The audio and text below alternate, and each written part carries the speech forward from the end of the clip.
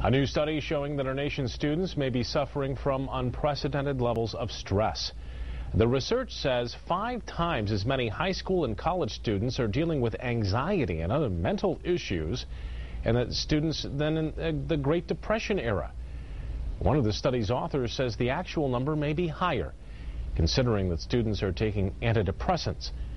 The study did not look at why students have more anxiety, but mental health professionals speculate it's the effects of society increasingly focused on the external, from wealth to looks to status.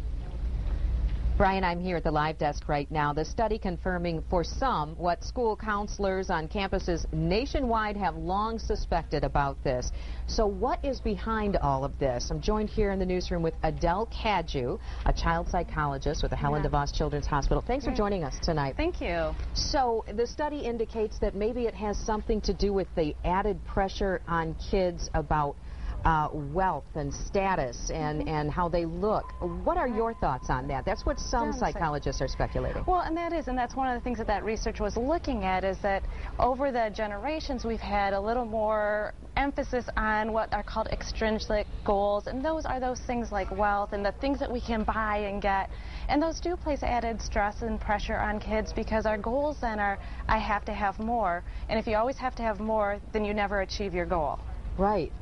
I guess how do you, as a parent, how do you keep that in check then if it's always sort of there's one more thing to get and your kids are always at you about, oh, I want this and I want that, and even the labels, and it can't just be an MP3 player, it's got to be an iPod. I mean, how do you get around stuff like that? Well, you set limits. Yep.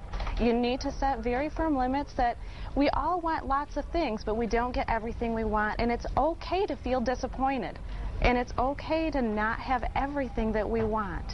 And as long as we're okay with it and we can teach our kids to be okay with that, they're going to feel a lot better.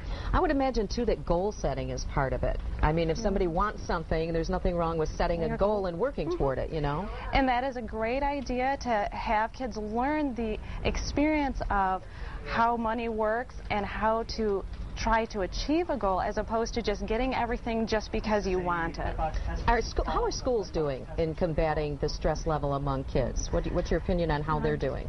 Well, I think that the professionals in the school are doing very well, but the kids still are going to have stress, and some of that is placed on themselves as far as trying to achieve. Already we have, kids that are taking AP classes and preparing for college.